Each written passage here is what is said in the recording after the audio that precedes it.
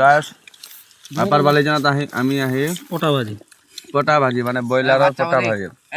ব্ৰইলাৰটোৱে মানে আমি কাটি বাছিলো এই গুজুদাৰ লগত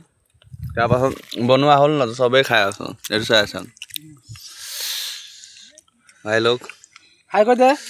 এইটো আমাৰ পৃথ্বীৰা মই স্থানটো ব্লগ পটা ভাজি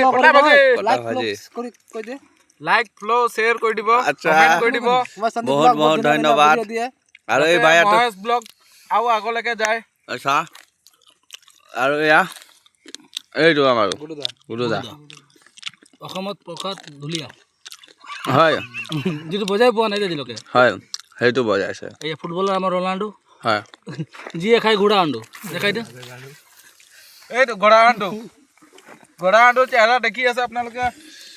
এইফালে ঘোড়া আন্ডু